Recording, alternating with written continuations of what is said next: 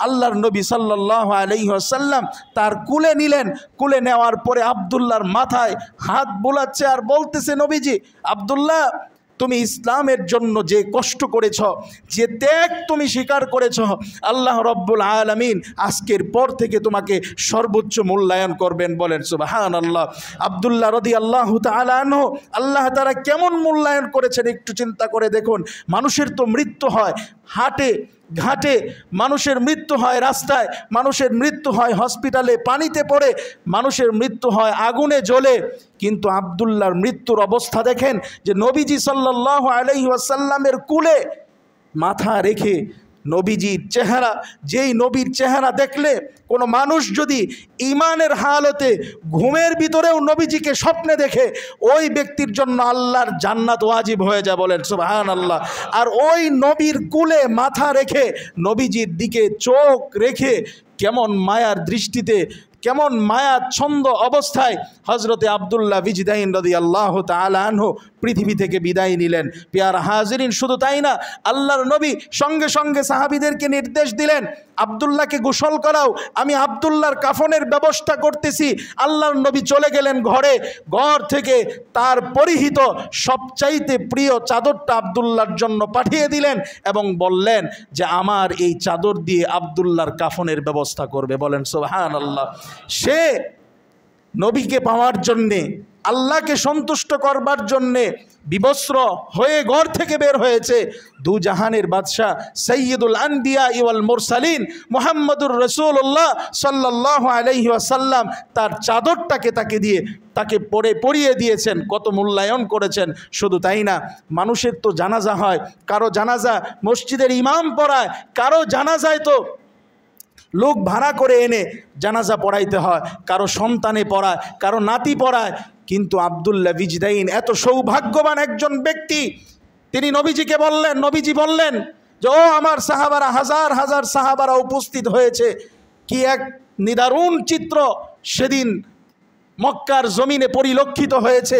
আল্লাহর নবী সাল্লাল্লাহু আলাইহি ওয়াসাল্লাম উপস্থিত সাহাবীদেরকে লক্ষ্য করে বললেন, দেখো জানাজা তো নিকট আত্মীয় পড়বে, এটা হইল হক। জানাজার মাসআলার ক্ষেত্রে মৃত ব্যক্তির সবচেয়ে নিকটতম ব্যক্তি সে যদি জানাজা পড়ার উপযুক্ত হয়, পড়ানোর উপযুক্ত হয়, তাহলে সে জানাজা পড়াবে, এটা হকদার।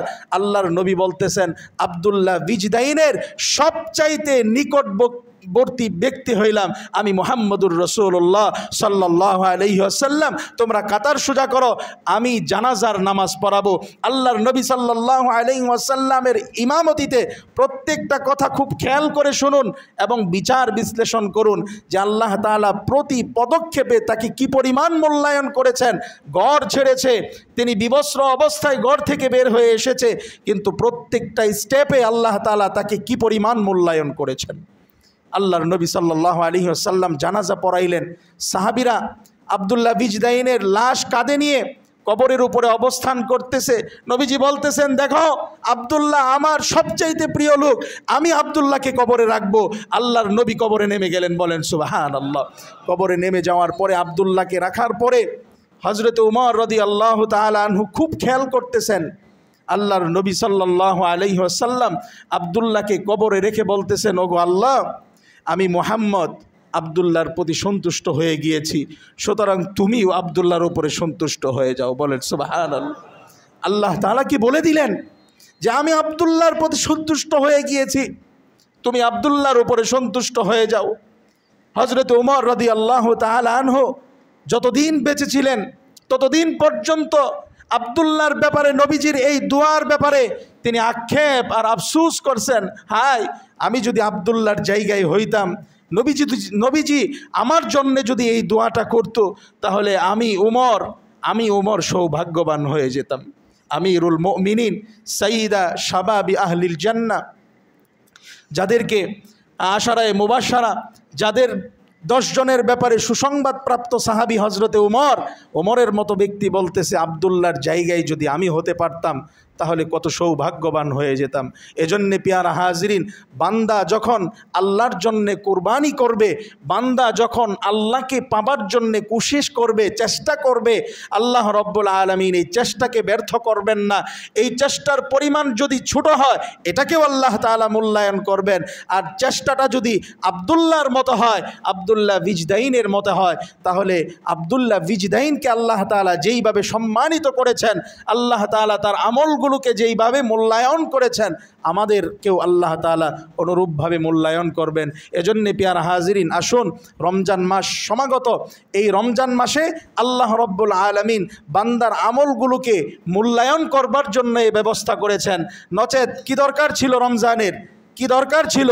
রমজানের মাধ্যমে আল্লাহ তাআলা বান্দার আমলগুলোকে মূল্যায়ন করবেন, যেটা ওই যে খুতবার পরেই যেটা আলোচনা শুরুতে বলেছি পেয়ারা হাজিরিন। এজন্যে আসুন আমরা সকলেই রমজানের প্রস্তুতি সম্পন্ন করি এবং যা ইবাদত আমরা করি, প্রত্যেকটা ইবাদত যেন কেবলমাত্র শুধুমাত্র একমাত্র আল্লাহকে রাজি খুশি করার জন্যেই হয়।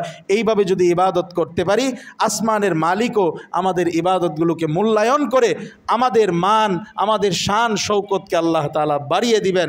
ওয়া আখিরু দাওয়ানা আনিল হামদুলিল্লাহি রাব্বিল আলামিন। যারা সুন্নাহ